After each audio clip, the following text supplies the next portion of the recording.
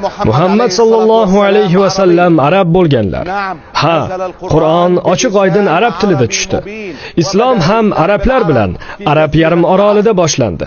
Ha, din arabchaligi va uning sohibi shariati arab ekanligida tortishuv yo'q.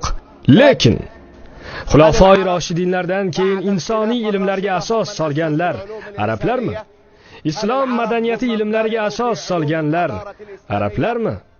Islom ular bilan tarqagan fathlarni amalga oshirganlar arablarmi? Bu yerdagi savol o'ta nozikdir. Islom faqat arablar bilangina tarqalib yuksaldimi? Islom taraqqiyotida arablarning roli eng kattasi bo'lganmi?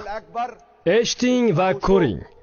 Ibn Sino, katta olim va sariq kasalligi, meningit sabablari va buyrak toshi simptomlarini to'g'ri vasf qilganlarning birinchisi. Ibn Sino tabib va fors arab tillarida ijod qilgan faylasuf bo'lgan. Asli O'zbekistondan, tibbiyot va falsafada yozgan kitoblari soni 200 ta.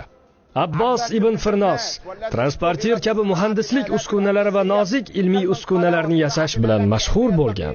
Quyosh, yulduz va sayyoralarni kuzatadigan usturlobga o'xshash uskuna yasagan. Ibn Firnos parvoz qilish haqida fikr yuritgan birinchi insondir. Xolis insonlar uni birinchi kosmonavt deb qarashadi.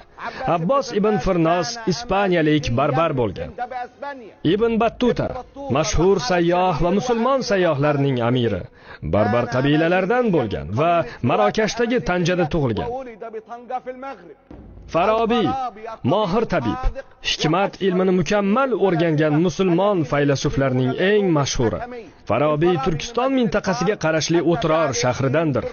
Farabiy arab bo'lmagan, u turkiy edi.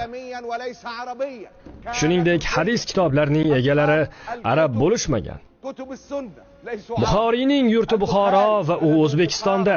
Buxoriy turkiy, arab bo'lmagan.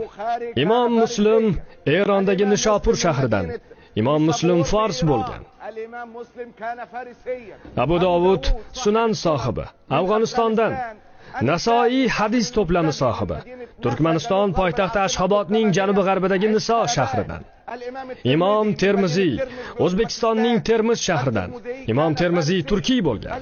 Imom Ibn Moja Eron shaharlarining biri Qazvindan. Ibn Moja fors bo'lgan. Sibavayhi til olimlarining mutlaq eng mashhuri, fors bo'lgan. Abu Bakr Rozi insoniyat tanigan eng ulug' tabiblardan biri, fors bo'lgan. Salohiddin Ayyubiy Masjidul Aqso va Baytul Maqdisni ozod qilgan xaloskor kurd bo'lgan.